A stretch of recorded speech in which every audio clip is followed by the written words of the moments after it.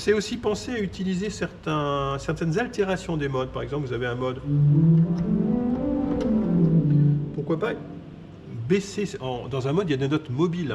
Quand Bartók, dans sa musique, utilise des modes, par exemple le mode qu'on peut utiliser dans l'improvisation, le mode de la résonance naturelle, voilà, que moi j'utilise aussi beaucoup, on sait qu'on peut utiliser le mode mobile, on peut varier la tierce, éventuellement la sixte. Et donc il peut y avoir des degrés mobiles comme ça. Et j'ai commencé mon développement, si je me souviens bien, j'ai terminé en mode... et j'ai commencé...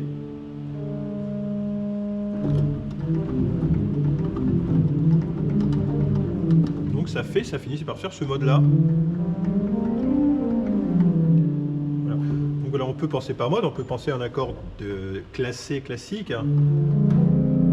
Sauf qu'il n'est pas à résolution tonale, puisque c'est pas... Voilà, c'est un accord qui va être, comme Debussy le ferait très bien, un accord qui va être, c'est une couleur qui est transposable.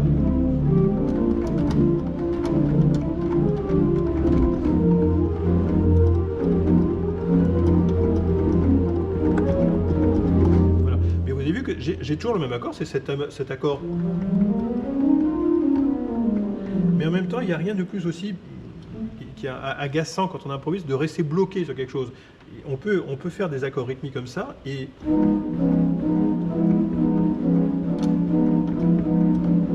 plutôt que de changer tout le temps, il suffit quelquefois de varier une note. Et vous avez aussi des très bons exemples chez Bartók du divertimento pour corps. Vous avez des accords parfaits.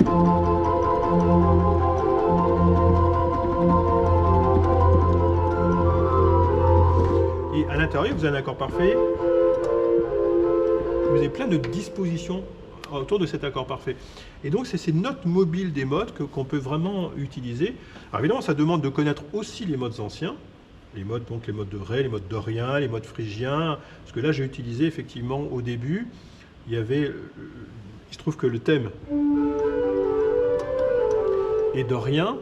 Mais rien n'empêche, j'ai joué au début, je crois qu'un de mes premiers enchaînements, c'est effectivement de jouer entre le si bémol et le si bécarré. Donc j'avais quelquefois...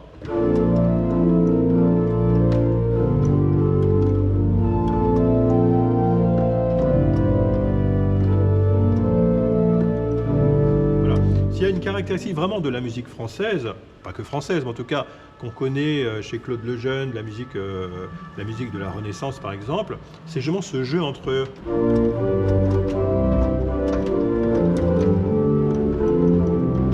Voilà. Et ça, vous le retrouvez dans tout... Ça a donné toute l'école française allemande d'harmonie, de Jean Alain, de Messiaen, à ma génération de compositeurs. Donc de toute façon, c'est quelque chose qui est... Donc il faut donc connaître ces modes, mais jouer effectivement sur cette transformation de notes mobiles à l'intérieur du mode qui vont faire tout le charme et que j'ai beaucoup utilisé dans cette improvisation qui a précédé.